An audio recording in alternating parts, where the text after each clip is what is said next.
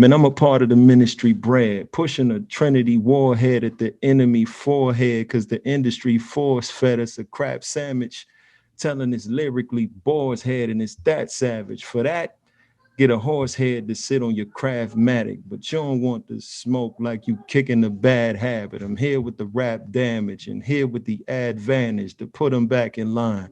Homie, give me a crack at it, something like that.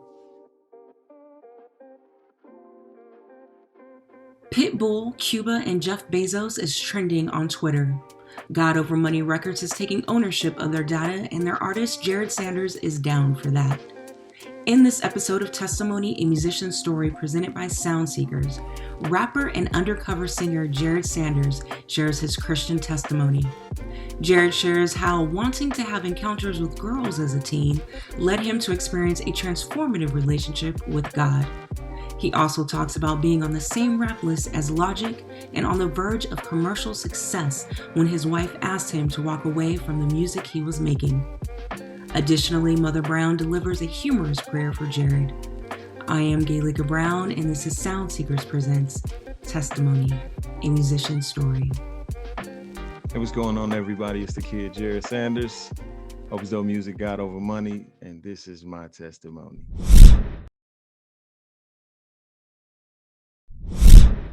So let's start with your first music memory, whether it be a song, music video, dance, concert.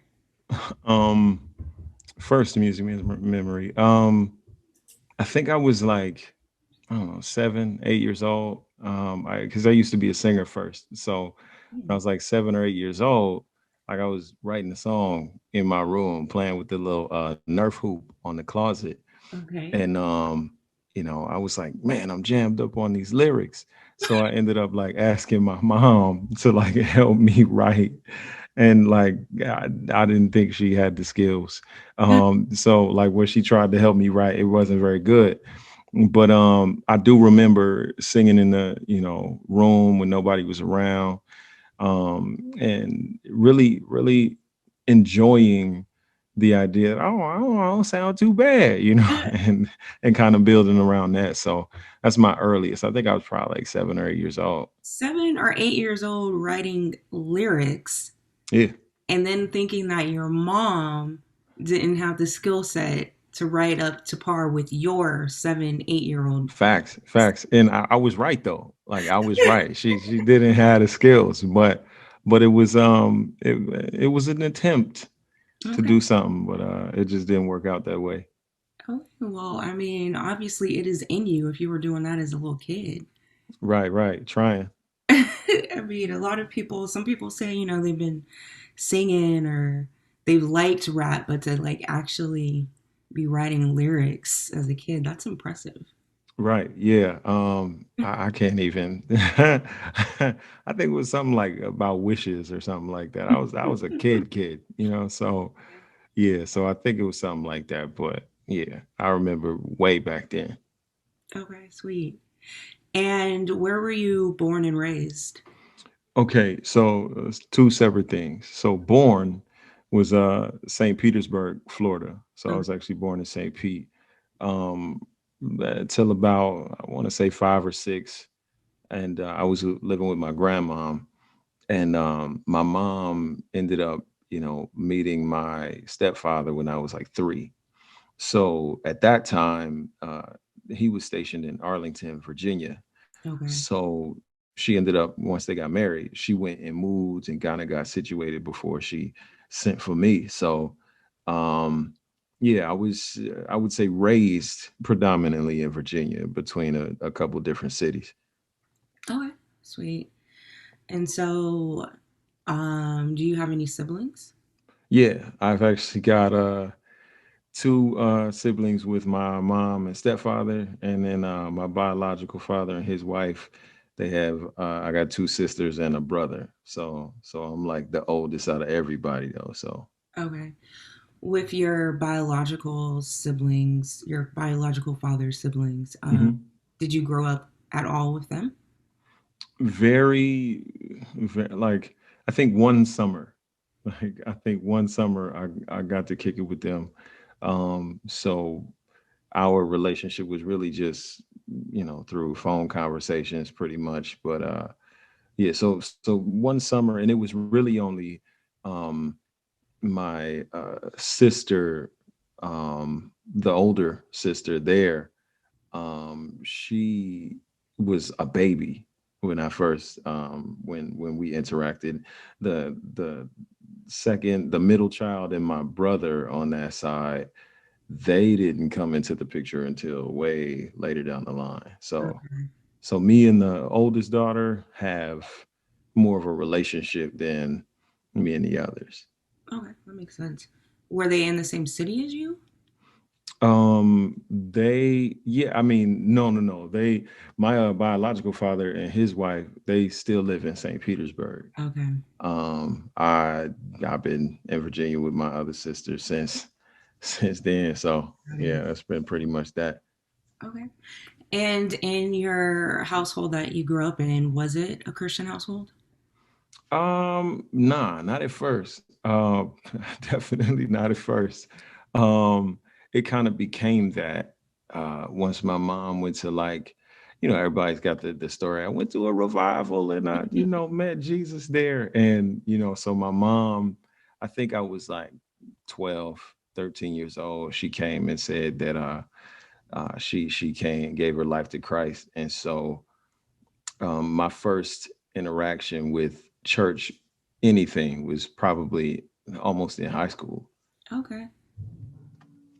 Wow. So I mean that had to been like a switch up then to all of a sudden Uh, now you guys gotta go to church. yeah. And the church they decided to become members of was like 40 minutes away. Oh So, wow. we had to get up earlier in the morning than normal. But I mean, we kind of ingratiated ourselves, and my mom was like, "Y'all gonna go to church, and y'all gonna go to Bible study, and y'all gonna do make up for all the things we didn't do." And so, like, but I enjoyed it though. Like, so I would go to the Bible studies, high school Bible studies, and I joined the choir as like a freshman in high school and stuff like that. So we got involved pretty early, Okay. so it wasn't just dragging us after a Okay. while. Okay, that's sweet. And I mean, what do you think about it made you like actually enjoy the experience as a teenager? Okay, so this is where it's gonna sound super fleshy, right? Okay. So I, at that time, like 13, 14 years old, I was kind of in my bag as a singer, right? So I thought I was that dude. And so, everybody says that all singers kind of join and get their wings in the church at some point, right? Yeah. So that's what I did. Like, I started singing in church, and all the little girls was like, "Ooh!" So I was like, "Yeah, I need to keep doing this." So when I first started going to church consistently, it was to get girls. Like, it really wasn't to have an encounter with the Lord or anything Yeah. like that. So You wanted to I was, encounter with girls, not yeah, with the yeah, yeah, Lord. absolutely. And Okay. and so that's just, kind of keeping it as authentic as possible. And but even in that, there was still like a duality in a sense, because I enjoyed the fellowship. I definitely had my first encounter with the Lord while I was in high school. And so it was almost like I had an idea of what I was going for, but at the same time, God had other plans. So he was like, "I'm gonna plant these seeds. Like, I know what you think you here Yeah. for, but yeah, you also here for this too." So Okay. that was kind of what it was. And let's talk about that encounter that you had with the Lord in high school. Yeah. So we used to always have a youth retreat. Like, I feel like these things are so like legalistically consistent, right? When we start talking about this stuff, it's like there's a youth conference, there's a youth revival, there's a retreat of some sort. And like when I was in high school, we had a youth retreat in Lynchburg, Virginia, called Eagle Eyrie. It Oh, was a location there. And for the weekend, all the high school kids from, I don't know, like 40, 50 different churches ended up, coming to this area and fellowshipping and worshiping and going to workshops and things like that. And at first I went there, I was like, let's get these numbers, let's say, because back then, what it was, the thing to do, and I don't know why we did this, but we thought it was cool. It was like to get the disposable cameras and like take pictures with people you thought were attractive, Oh yeah. right? So that was, it was like, no, let's take a picture, and Yeah, I remember those days. and so it was like that, and like getting numbers, because we knew, like, I was 14, I couldn't drive out of Yeah. somewhere to go and meet somebody, so it was like that was our opportunity to have our little encounters. And Hmm. so but I remember our youth pastor was she was one of the speakers that particular year. And we had a main session. And I don't know, like, there was a time where I thought I was playing. I thought it was a joke. And then I was like, yo, these young people actually like worshiping the Lord. And I was like, what is this? Like, I thought I was here for the numbers, and Yeah. they're actually worshiping.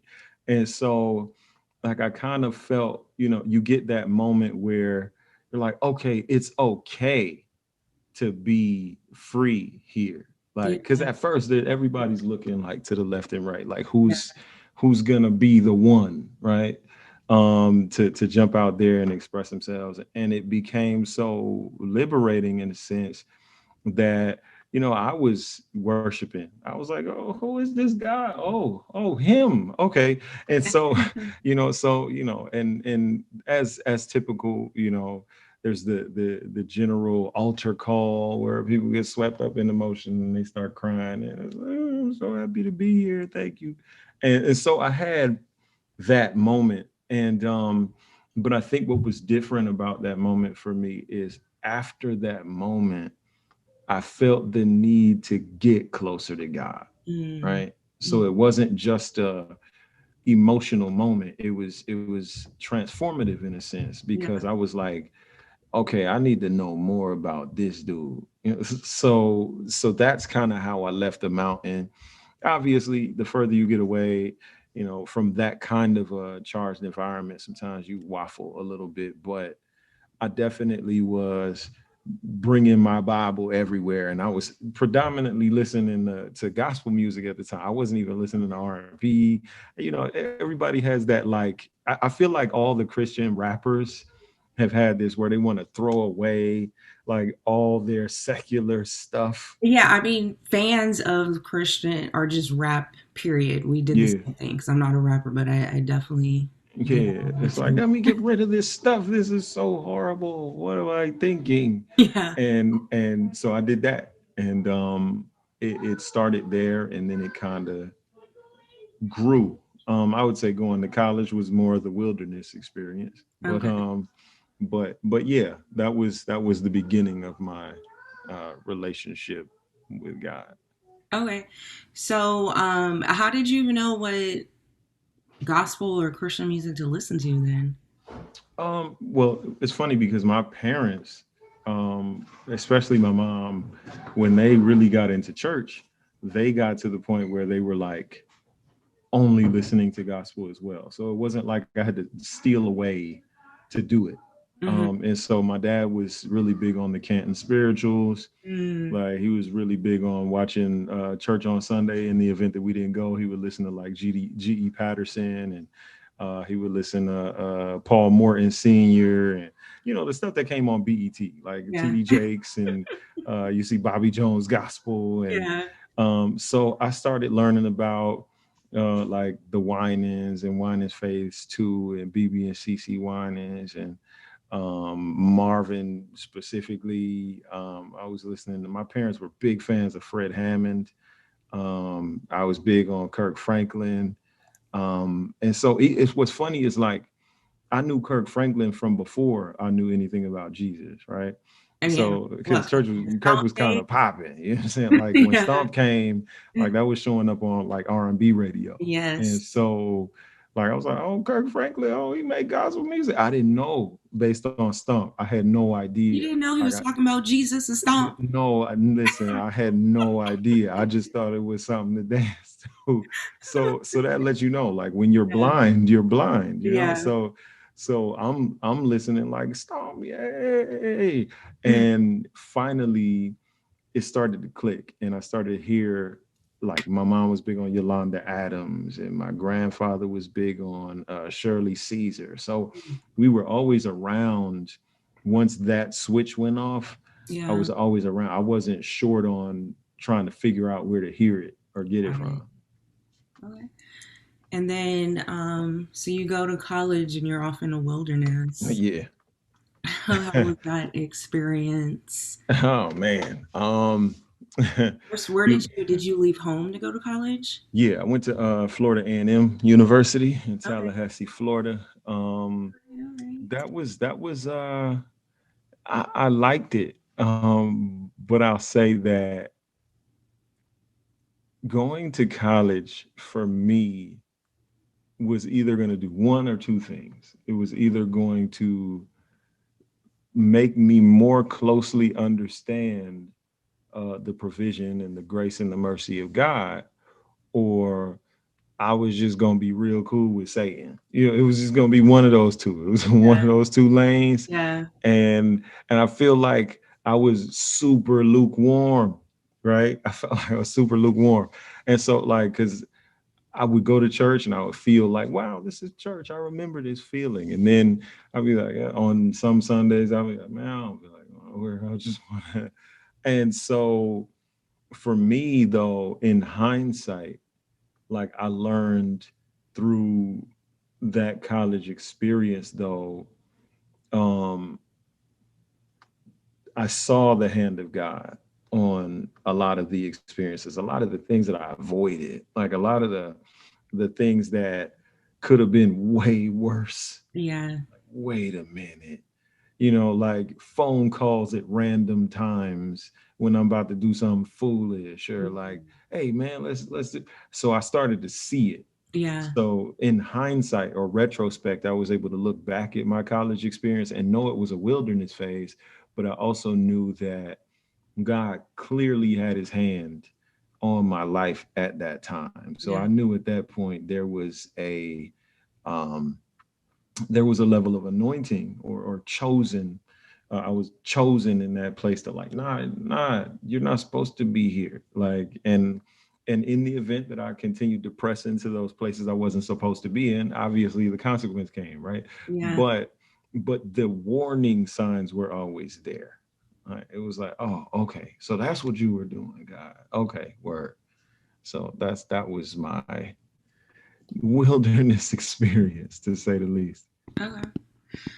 So, no longer in the wilderness. You are an adult, and at some point, you get married and have kids. Right, right. Fast forward. Yeah, it's like wilderness, wife, kids. I don't know. It kind of blended together. It's weird. Because I was pretty much down and out. I had been running for so long. I was down and out in Charlotte, North Carolina, Okay. staying with a homie in his bedroom, sleeping on an air mattress, um, unable to pay rent. You know what I'm saying? And what's crazy is like it got so bad that my man's was like, yo, he gave me a letter. It had a letter that said, pay rent and vacate. Oh, Like he was like, dog, you got to get up out of here. you got to go. So what's wild is like that's when I finally got on the phone and I called my mom and pops and was like, yo, I need to come home. And I don't know why I didn't want to because I knew what was gonna happen. I didn't want to go home, like because at this time, this was what 2009. So like I went off to school in 2003. So that was like 6 years, almost 7 years of like, no, I'm not going home. I don't want to be Yeah. around them. I want to follow my own rules. I want to do my own thing. And so I gave them a call. My dad drove with my sisters from Virginia to Charlotte, which is like a 5.5 hour drive on Christmas Eve Mm. to come get me. And I packed my stuff, went to Virginia, and um, about 6 months later, I went on a blind date with my now wife, Okay. right? And it was so funny because we didn't even like each other at first. Like I didn't even like her, and she didn't like me. And so I was like, "Oh, she cute, but I don't even like her like that. I don't even see nothing in this." And long story short, she actually, we were dating, and I didn't know. Unbeknownst to me, that was her mom trying to set her up because she didn't like her boyfriend at the time. So her So mom she was was sending her already on in a dates. She was in a relationship. relationship. So so her mom was sending her on dates Oh my to gosh. like shop her off to other eligible bachelors. And so like I didn't know, you know what I'm saying? At first I didn't know. So one day I asked her out to dinner and she was like real flaky. And I was like, "What? Like you don't want to go to dinner?" And she was like, "No, I can't." And I was like ever or like today? You know, she was like, "No, I can't. I have a boyfriend. Sorry." Like it was very quick cut. And so when that happened, I played it off real cool. I was like, "All right, cool. We'll just be friends." Yeah. You know what I'm saying? Like, cause at the time I didn't really like her like that. I just thought we was cool. Hmm. And then, you know, I don't know.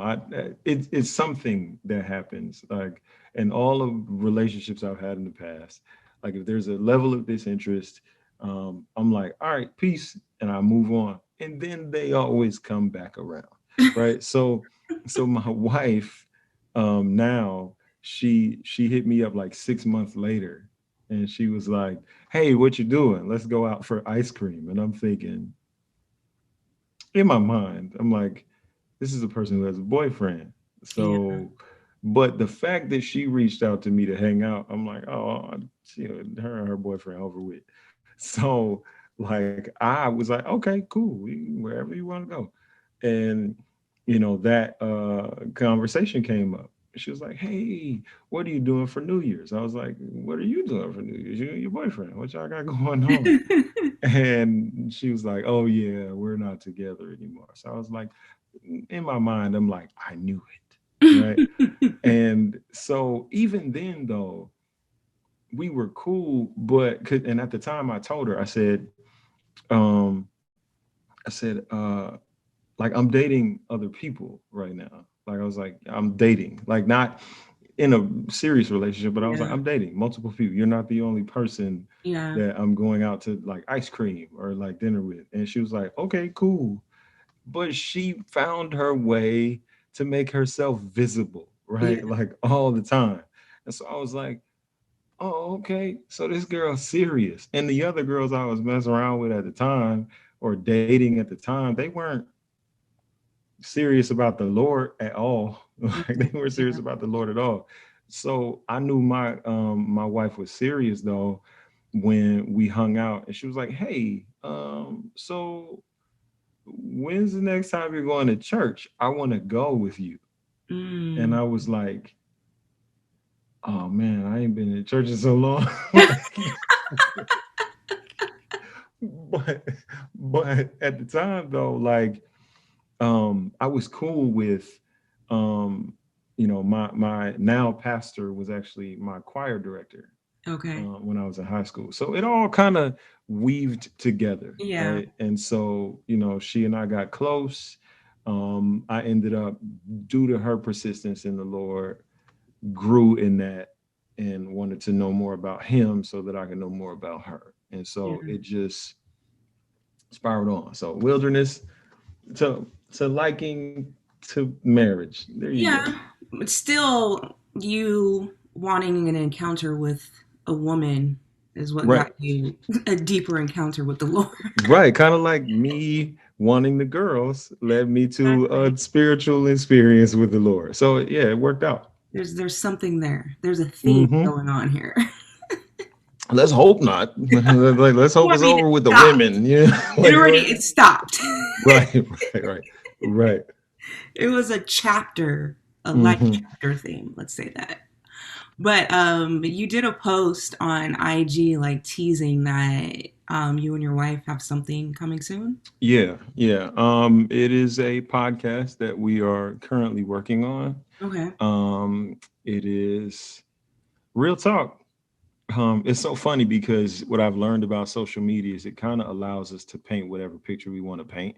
Mm-hmm. Where you paint the highlights, but never like the day-to-day experiences. In our podcast, because my wife is really serious about that kind of stuff, we talk about things that are uncomfortable. Mm-hmm. We talk about things that aren't easy to talk about. Okay. And so, but we realize through it all that we're better together than isolated. So the podcast is the Better Together podcast. I like that. Better together than isolated. Mm-hmm. Okay. Yep. And you also had posted about a picture of somebody rocking your shirt was posted on the front page. Right. That was crazy. Yeah, that was crazy. Let's talk about that. Yo, when the pandemic started, or the parallelogram, paradigm, whatever y'all call it, when that was started, um, like my clothing was taken off. It was I was like out of here. And then I started to realize, like, yo, is there something like selfish of me wanting people to buy my stuff when they're like really petrified about where their money is going to come from? And so, Yeah. like, there was a reluctance. Like, even my wife was like, why don't you do Hope is Dope masks? And I was like, no, why would I want to profit off of something like that? I was like, why? People really need these things. And I'm like, Yeah. oh, yeah, do it for $5. Like, there was something that just didn't sit right with me. So I ended up kind of pulling back a little bit on the clothing. And so as time passed and obviously things opened up and things picked back up again, and I started to say, okay, Lord, so when should I relaunch this? When should I start again?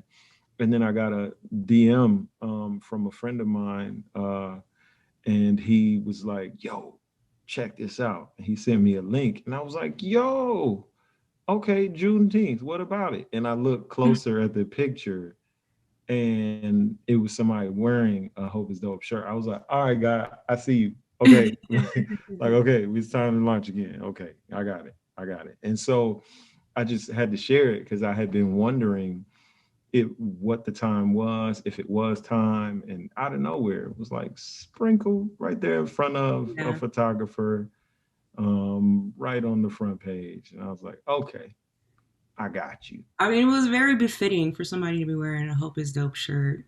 Right, That were going right. And on. it's like, and they ran into the right opportunistic photographer who had to take the right photo, and Hope being that I'm like, yo, thank you, God. All Yeah. right, I got you.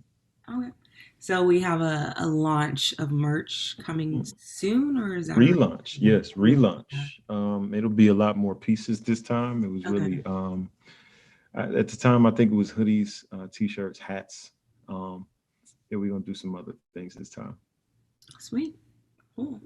So, how does God's presence in your life look personally, outside of the music, just personally? Oh man. What I see God every day I wake up because I've got a wife that holds me accountable, and I have children that keep me on my toes. Like, I didn't know that, like, and this is for anybody that is married or has children. I can guarantee you this: you learn a lot about God more intimately through marriage and parenthood. Mm. Like, and you learn. Sometimes I'm like, I don't know how God is that patient and gracious and merciful with me, because sometimes I'll be looking at my kids like, y'all don't listen. And then, like, right when I say that, God is like, uh-huh, yeah, Yeah, you now you don't know how I feel. listen. All right, word. Okay. And so it's like whatever grace you thought you had, yeah, you need more. And so, man, you see it. I see it every day. I feel it every day. Um, and just day-to-day things, like even the humbling things, like serving your children or changing diapers, or like giving them baths and brushing their teeth and making sure they wash behind their ears, and or if your wife brings a concern, being willing sit and listen, and like those things reinforce and bolster my relationship with the Lord way more than any song ever will or has. Hmm. And that's just keeping it 1,000. Yeah. Okay. So let's move on to a hot topic. What's trending on Twitter?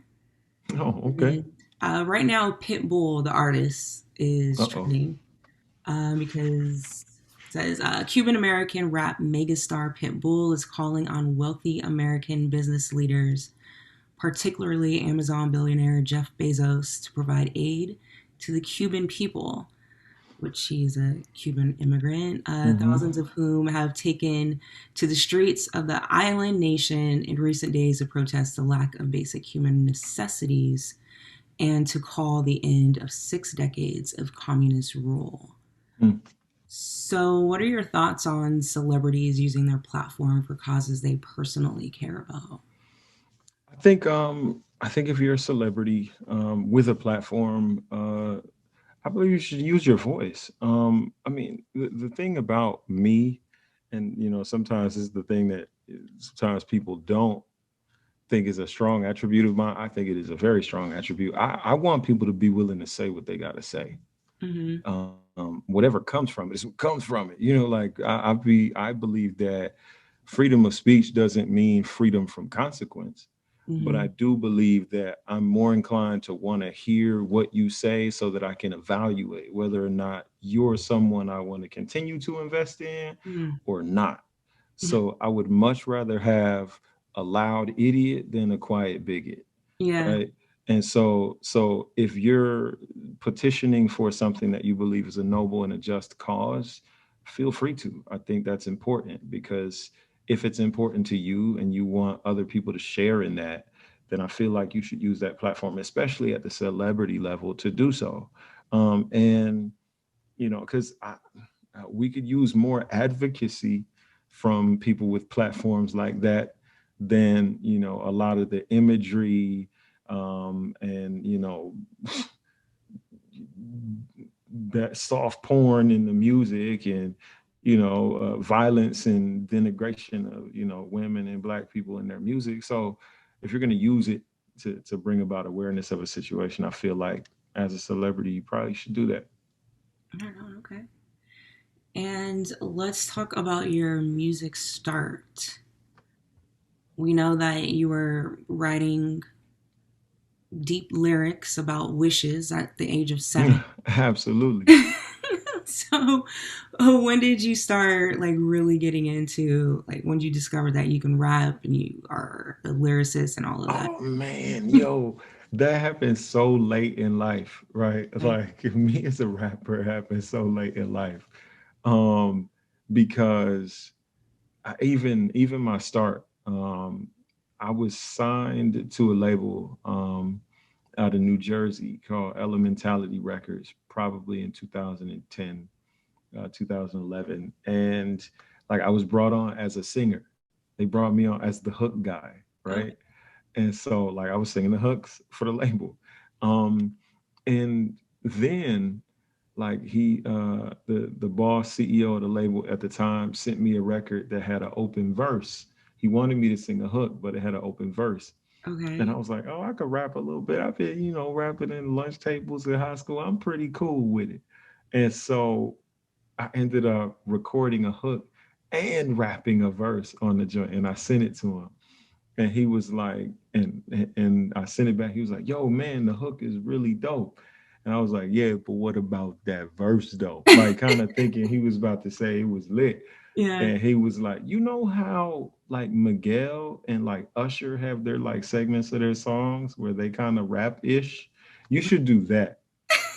Like, and when he hit me with that, I was like, "Oh no!" Like He compared you to Miguel and Usher's rap skills. he Okay. really did. He really did. Okay. But it was like it was fight or flight at that moment. Yeah. And this is when I realized I wanted to rap Mhm. because I was like, yo, nobody's ever gonna tell me I'm not nice again. Yeah. Like, so from that moment, I immersed myself in rap. um not just, listening to it, but the technical aspects of it, like understanding, you know, the patterns and the multisyllabic rhyme schemes and internal rhyme and alliteration and like elements to rap that the greats have. And I was like, I want to learn how to do that. That Yeah. cadence right there, I want to learn how to do that. And I don't want to have a weakness. Mm-hmm. Like, so I want to be good at all those things. Yeah. And like, so from then on, like I sent him two more records, like after that, like a month later, and he was like, "Yo, these ones are fire," and I was like, Okay. And so like from then on, I kind of actually brushed singing off because I Yeah. was so locked in on rap. Yeah. And yeah, yeah, I mean, my beginning started probably in 2012. Officially, I dropped a project called While You Were Waiting. It was a secular project. It had cussing. So all y'all people don't go listen to that.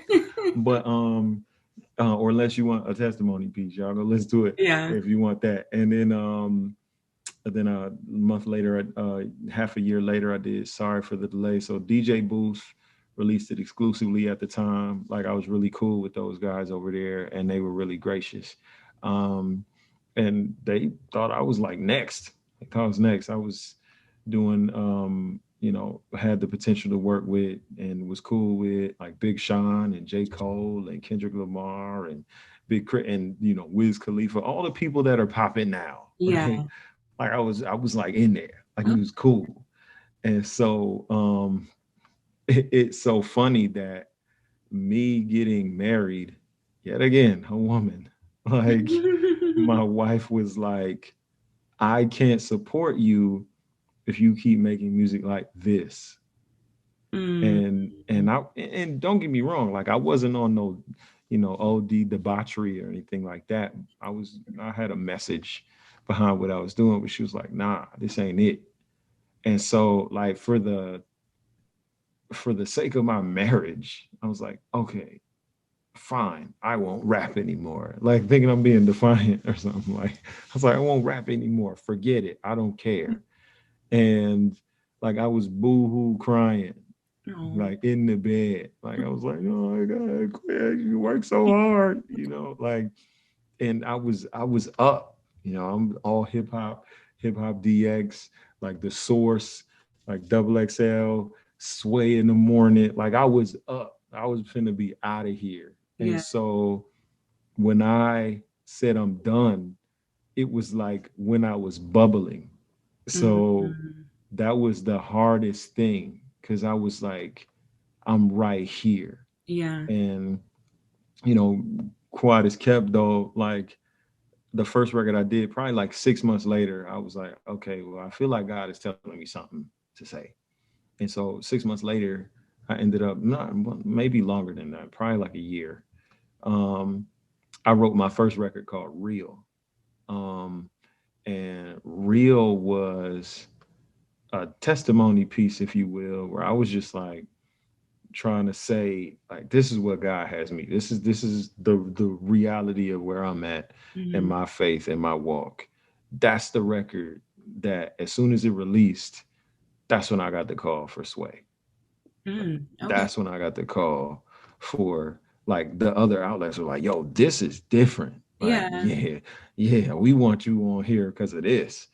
And I was like, what? You mean I could have been doing this whole time? And so that was the transition for me. I didn't know a Christian rap industry even existed Yeah. because all I was listening to at the time was secular rap, gospel music, R&B. Like I didn't know. Yeah. I didn't even know who Lecrae was until somebody told me. Okay. So like the BET Hip Hop Awards, he did a cipher, I think, Mm-hmm. and like that was huge news in CHH. Yeah. Like I had no idea who he was. I had a homeboy hit me and was like, "Yo, did you hear Lecrae's verse?" And I was like, "Who?" Like I had no idea. So Yeah. when I came into the Christian rap space, I called what I do hope hop. Like Okay. I was like, nah, this is different. Like I don't even know what they was like, yo, yeah, hope hop. I don't I don't even know. And I got around here and then it was like a million people doing it already. Same Like, so thing. yeah, I'm late. Straight So, up. did you actually make it on Sway in the morning? Yeah, yeah, yeah. Actually, I made it on there. They spun my records. Him, Tech and Revolution, spun my records because of that. AllHipHop.com made me one of their top 75 emerging artists. I was on there with like Logic and D1 and who else was on that list? Nipsey Hussle was on that list. Um, R.I.P. yeah, yeah, it was a lot of like names, and I Yeah, was like, oh, y'all got me as one of them. I feel special. And a lot of these people at the time they weren't signed to labels, yeah, so to even be mentioned in the conversation with them was really dope. that's cool. So, how did you end up signing with God Over Money? Dayton, it's so funny because like I met Dayton because somebody who used to rock with me on the secular side, who has backslidden since, Hmm. unbeknownst to me, he heard a Christian rap record that I did and was like, "Yo, this is fire." Hey, Dayton, and he tagged him on Twitter and was like, "Yo, you heard this before?" And this is a dude who actually was cool with Dayton back in the day, like when Dayton was not doing Christian rap. Okay. And so it was kind of like 6 degrees of separation type stuff, but Mhm. he ended up linking me, and Dayton was like, "Nah, yo, I never heard this. This is fire, though." You know how Dayton be It talking. sounds like him too. Yeah, and so like when he did, we linked up, we exchanged numbers, and we was cool ever since. And little did I know, he was sending a bug in Biz's ear like, "Yo, check this dude out. He's fire. He's fire."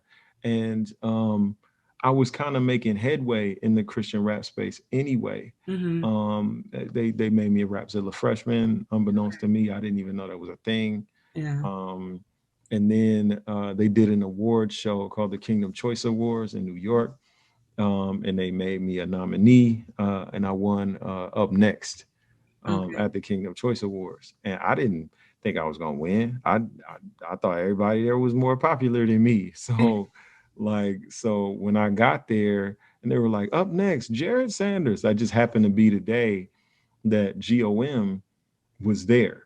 Like Okay. they were there at the award show, like the whole crew. I think it was the same time that they shot the GOM cipher with Hmm. all of them. Yeah. And so like that was that year. And so at that point, Biz was like, I think Biz started to think, oh, so he's kind of bubbling on his own too. Hmm. So maybe put my arm around this guy would kind of help him grow. And really though, I think what solidified it for me was the fact that I didn't come to them on some music.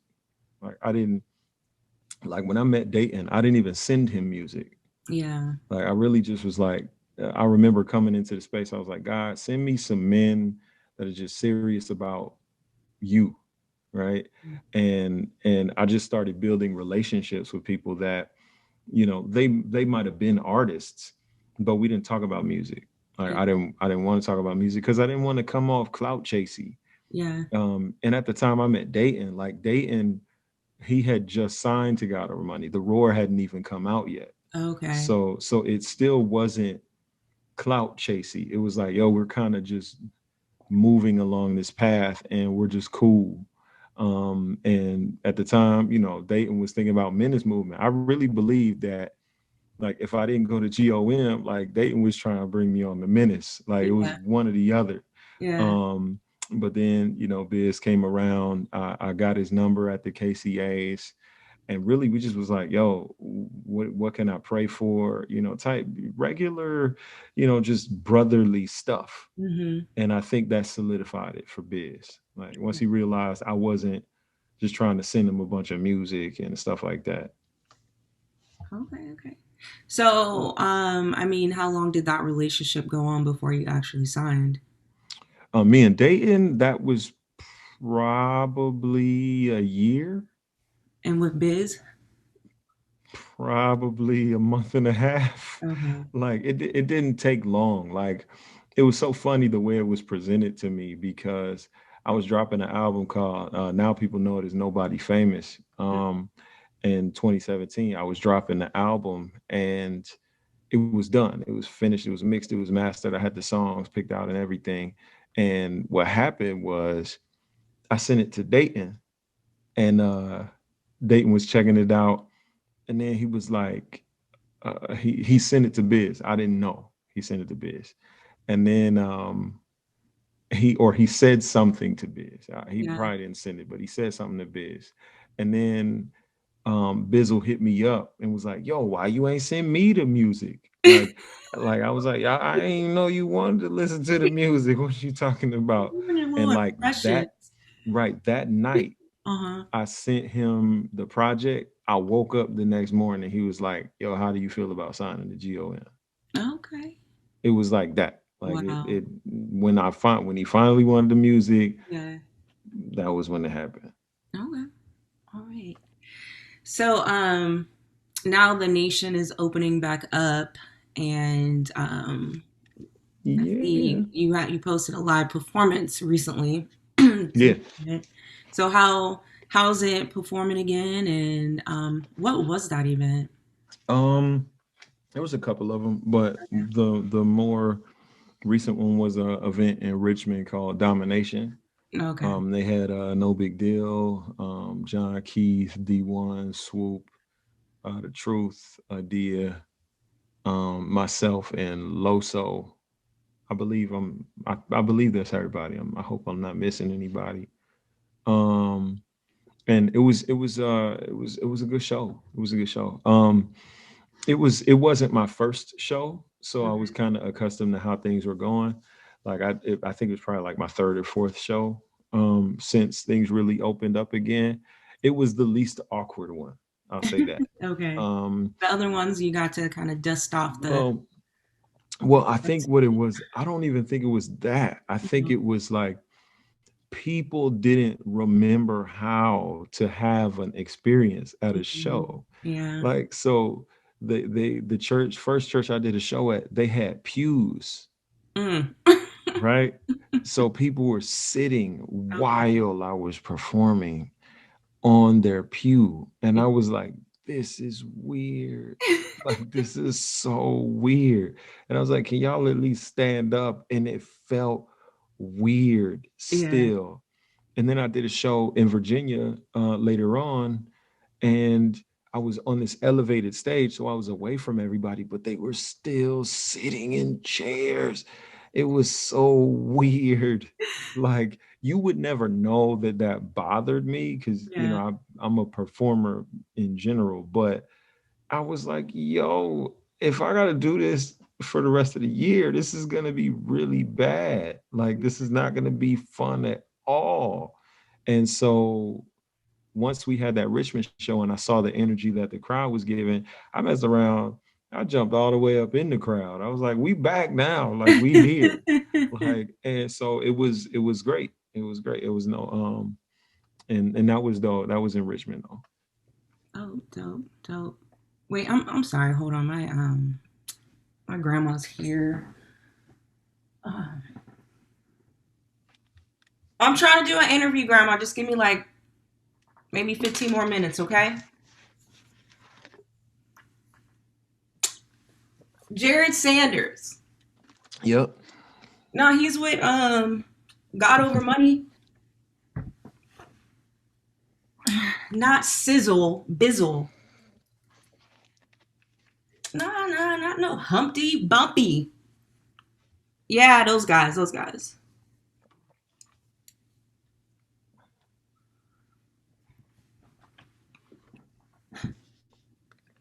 God Over Money. I love them fellas. Who? Oh, you that the Jered Sanders? Hey, Jared. Yes, man. Jared, you mind if I say a prayer over you? What's wrong with me? All right, Lord. Lord, I want to bless this man for being a poet. He has the ability to put words together and deliver them creatively, Lord. And what with that, what them kids call it, Swag, Lord. Yes, he delivers it with swag, Lord. And yes, Lord, because of the late Whitney Houston, we know that crack is whack, Lord. And now, because of Jered Sanders, we know, we know that hope is dope, Lord. And speaking of dope, Lord, I'm just so tired of these dope heads stealing my cable, Lord.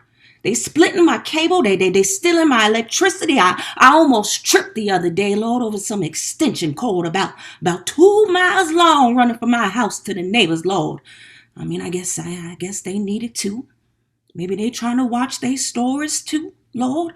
Speaking of stores, Lord, I need to get back to my stores. But Lord, what is going on with that Tyler Perry and that show Sisters he got going on, Lord? Talking about men with lace panties and wanting they prostate ticket, Lord. I don't know what's going on with that story, Lord.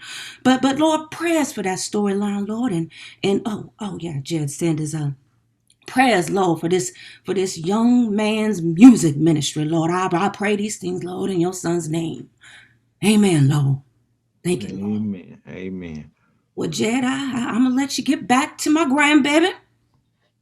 Let me get back to my stores. Let me see. Galika, is it has it have not so? Hmm? Yeah, Grandma, got it queued up for you. I already pressed play, okay?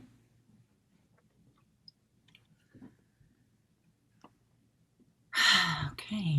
Sorry for that interruption from my Yeah, yeah, yeah, for sure. Really, really entertaining prayer. She tried to say her prayers. Sometimes they be long winded. Mm, You should hear, Thanksgiving with that prayer when we all trying to eat. Those are never fun. Never fun. So January was the 1 year anniversary of Hope is Dope 2. Do we have any more Hope is Dopes coming out? I don't believe so. Um, yeah, I really don't believe so. I think hmm, yeah, no. No. I think there's some other stuff coming on the horizon. But I I think I don't know, I think I'm in just a different place musically now. Mm-hmm. Um, I feel like I don't know, maybe I've got like one and a half more rap projects to do, Oh, okay. maybe. One and a Um, half. So that half is a mixtape or an EP. I don't even know. Like, but I do know that the next album is incredible. Okay. It's incredible. It's better than everything I've done so far. Okay, so you're working But on that right now then. it's just about done. Okay. So it's better than everything I've done so far. But it's it is a very man. I want to say that it feels like the fulfilling of something, and Mm. so it's a lot of real life on there. It's a lot of honesty on there. It's a lot of really good raps, but I Mhm. think yeah, honestly, I'm kind of ready for the R&B projects now. I'm kind Oh, of you going back to singing? oh Going yeah, I back got into the that ear. bag. It's we back. Like we are all the way back, and Okay. really really excited for that stuff. So I mean, there's this project, and maybe there's one more rap project, Yeah. maybe, but it really has to be like the pieces got to move together because I know that me and D Steele have talked about something. I know that me and Swoop have talked about doing something. Okay.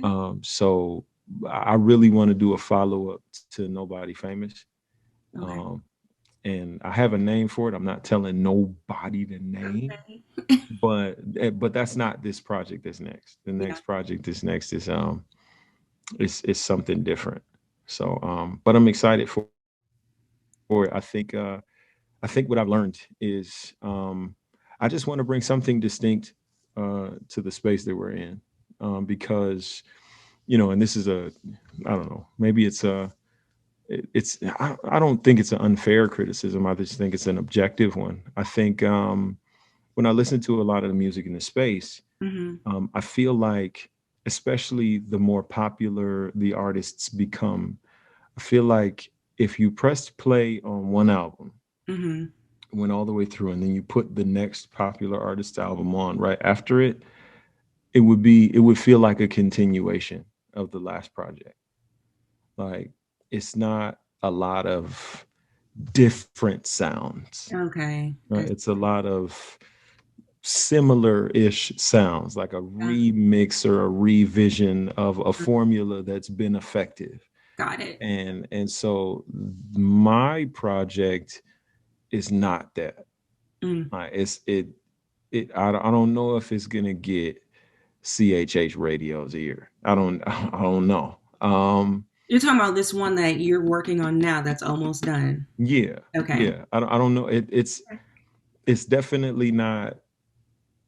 Um, Another thing that I've noticed about the space that we're in is that it doesn't allow us to get older.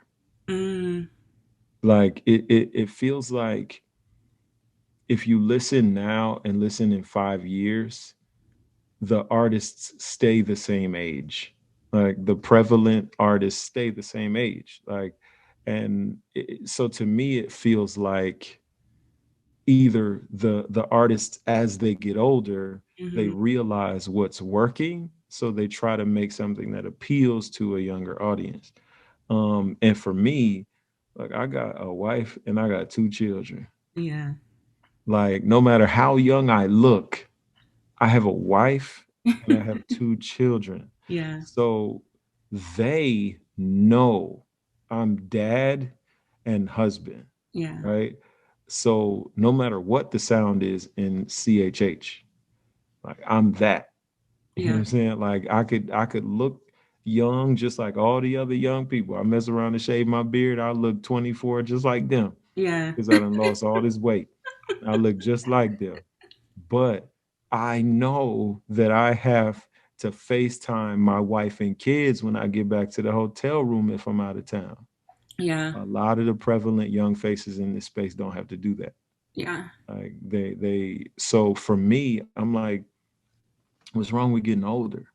Like, what's Definitely. wrong with making content that appeals to people that may be in that transitional stage with a Yeah. wife and children. And so that's kind of what I'm on now. So No, I appreciate that when the music grows with the artist because a lot of the times, some of the people that I listen to were similar to the same age, so it's growing with me as well. right, right. Um, And that's what hip hop does. yeah, Regular I mean, hip hop, Jay-Z is they allow definitely their artists to age. yes, Whereas, Jay-Z. yeah, in this space, it's like, yo, if you make age appropriate music, they're like, okay, well, we can't invite you to Winter Jam anymore. Like, you can't come to the Dove Awards or the Stellar Awards. No, you're too old. Yeah, Like, nah, you can't come here. And which I'm is just which is fine though. I mean, you don't need right. to go to the Winter Jams. You You don't at need to go to the all. Dove Awards. You don't need to be there. Like But there you are know what's other weird? spaces and opportunities. Facts. Mhm. But the thing that's wild about it is, you're right. I don't. But why can I though? Like, That is true. why Yeah, can't they have, yeah, something? So, because I mean, as much as I hate it, they have 25 and up clubs. yeah. They have 21, Mm-hmm. and then they have 25 and up Yeah. clubs. Like, the It's people that go to only 60. 25 and up club, they dress up more nicely, Yeah. right? So I'm like, yo, and I'm not mad, Mhm. because my kids love my music and they're 5 and 2, so Yeah. 5 and 3. So I already know that it appeals to people's ears. But I'm dad, so I Yeah. don't know how biased they are.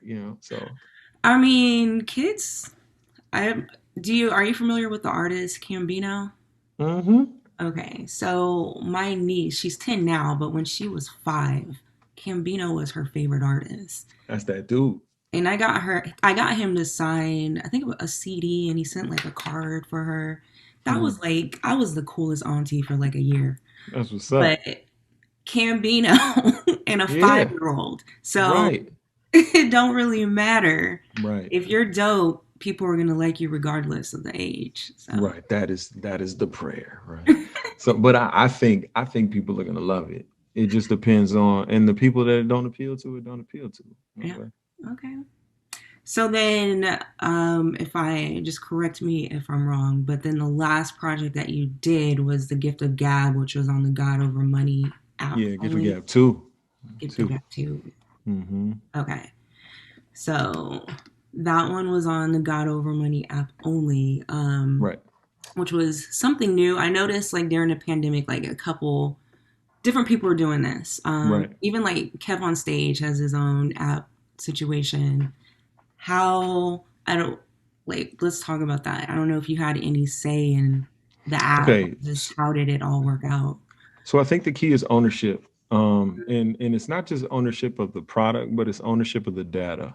Mm-hmm. Right. So when you go on Instagram or you go on Facebook and do an ad, they, because they provide the platform through which you market and advertise, they hold the ownership to all of the data. Mm-hmm. And so you're kind of casting a net and hoping that you catch enough fish when you use social media. And you're hoping that, okay, there's 100,000 possible eyes here. If I cast a big enough net, I might be able to get those 100,000.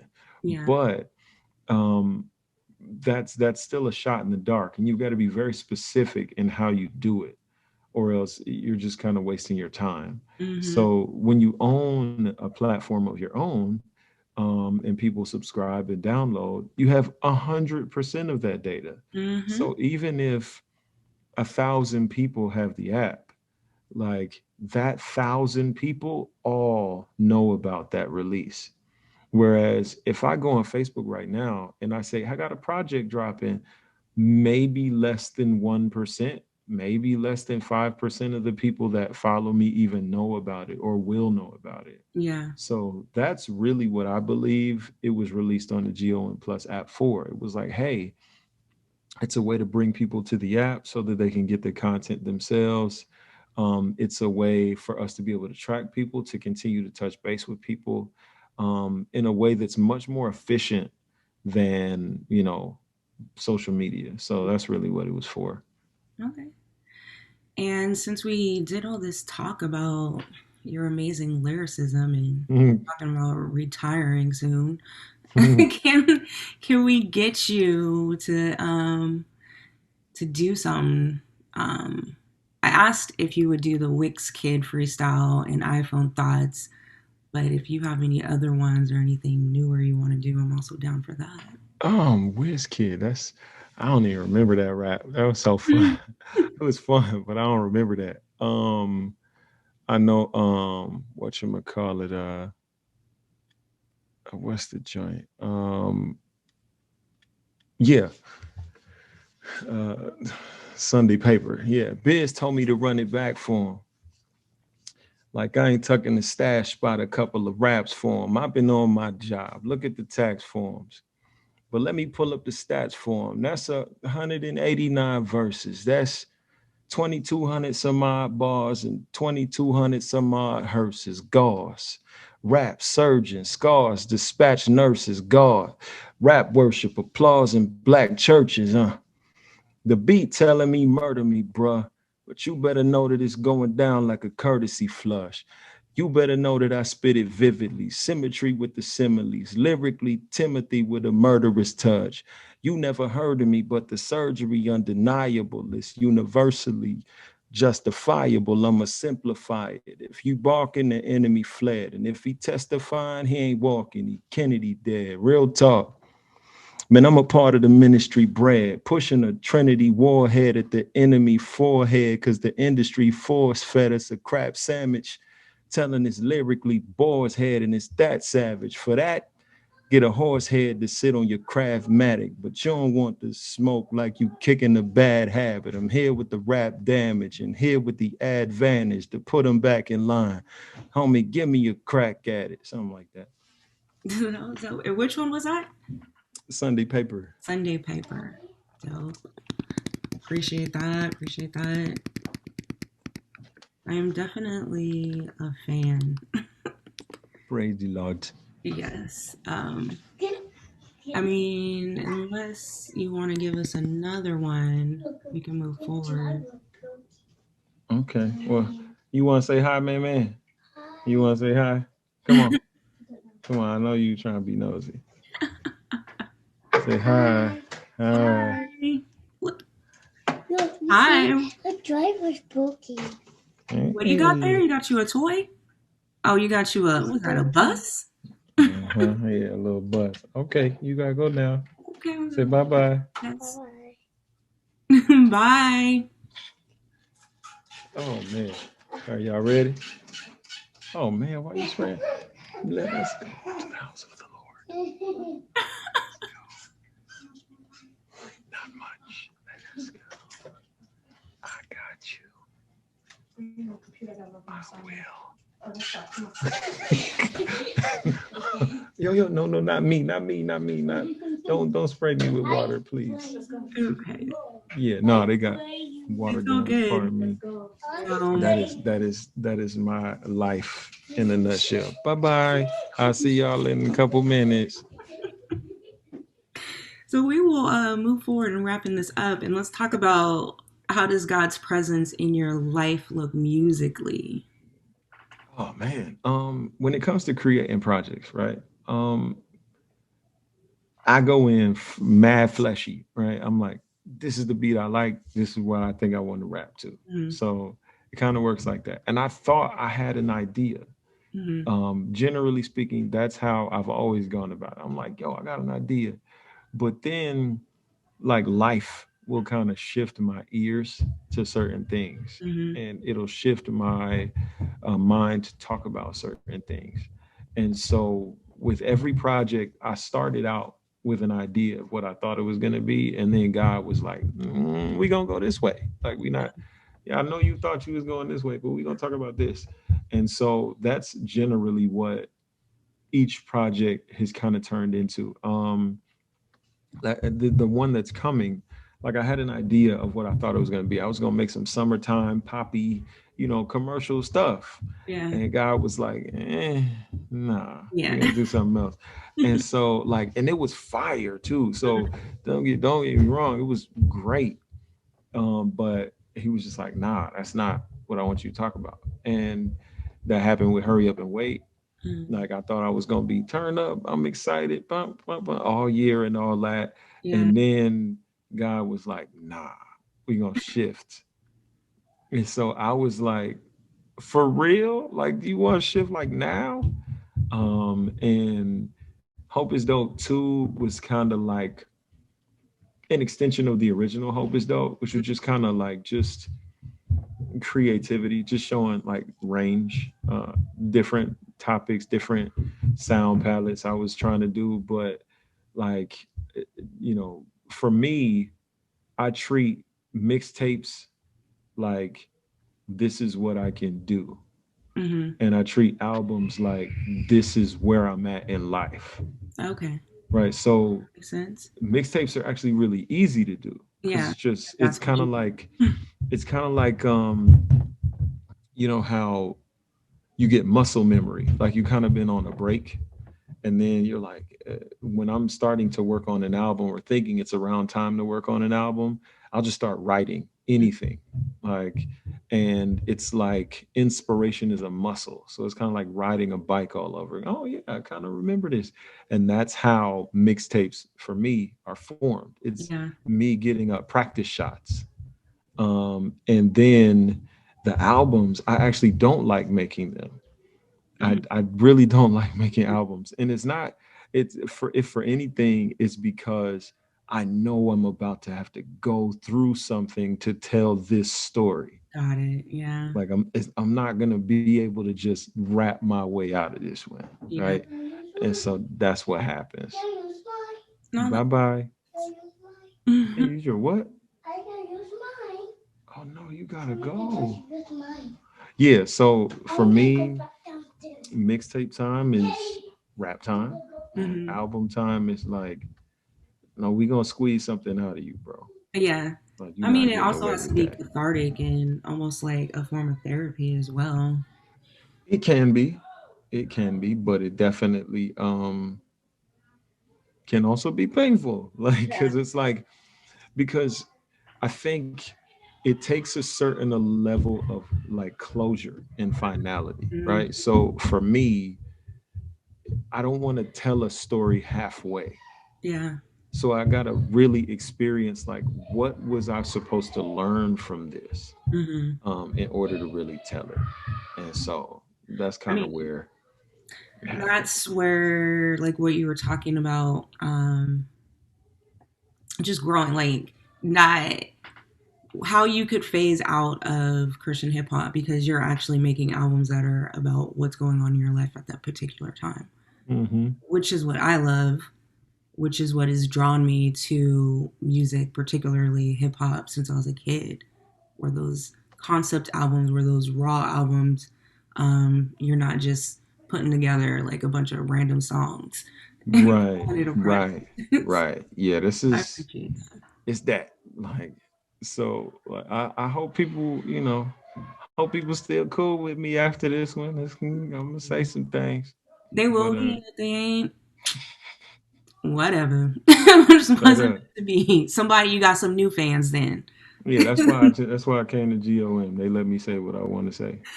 So, So now that you have completed an interview with me, who would you like to see me interview on the show? hmm, I have a lot of people. Um, have you interviewed Mission yet? I have actually. I'm interviewed Mission a couple times. He's from my hometown, so. Oh, that's it. Great.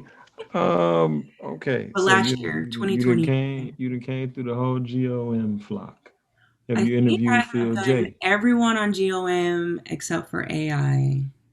Yo, she's a Trying good interview. She's a good I'm interview. working on that one. Um, what about Phil J? And no, actually, I haven't. Mm. Okay. Um, what about D1? Um, I haven't told his testimony. I did do like a race and reconciliation episode with him, Ruslan, and a white cop. Like this was back in 2016 after like Right. Alton Sterling and Yeah. Philando Castile killing. But I would love to tell his testimony. Yeah. So those are a couple I could think of, like, Eh, do you want to Phil or J? Definitely thanks or to Phil J because he's not like someone who's just like on my radar like that. yeah. I always see him featured. What about Swoop? I want to do Swoop again. A long time ago, back in the Collision days, Oh, okay. Word. but I feel that. I don't know how to get a hold of Swoop now. Yeah, Swoop now he's popping. So Yeah, it was he easier just back dropped an then. Well, album. because You Adam it's hard. Thompson, I was able. It's really hard to get people when they're on their album runs. Yeah, Which you would think that they would think that that's the perfect time to do the interview, right? that's when you promote. Right, but uh, I don't know. Okay, All of what do y'all I artists know? are different, but I appreciate you for taking the time to interview, for showing up, yeah, Word up, for no being doubt. professional. Nah. Thanks for having me. Yeah, because I was like, when you finally responded, I was like, yo, did this girl just respond like a year later? I didn't even know. You do not understand how upset I was when I saw that in my inbox. I'm like, what? You don't. I would have died to do an interview with you back then. I'm like I said, I'm a huge fan. So Jered Sanders was someone I've been wanting to interview, and to see you in uh, my inbox for a year, I was like, what? it was kind of like T Pain, like when T Pain had all them messages to his general folder, and he had Yeah. no idea that they were like famous people who he, he's like, what in the world? I'm so sorry to all of y'all that I like forgot. Yeah, I didn't know Yeah. that story, but definitely it was not my intent. I was not trying to leave you just sitting in my DM Hey, like if that. it happened to T-Pain, it can happen to anybody. Hey, what's up? Thank you. Thank you for listening to the show. Thank you for watching the show. However, you consume us, thank you. Please subscribe to the show. And if you really enjoy the content, please leave a review. It really does help with the ranking of the show. And if you want to go an extra mile, share the show, share this episode. And for all things testimony, visit testimonystories.com. Until next time, I'm Gilika Brown, the music lover constantly seeking positive music.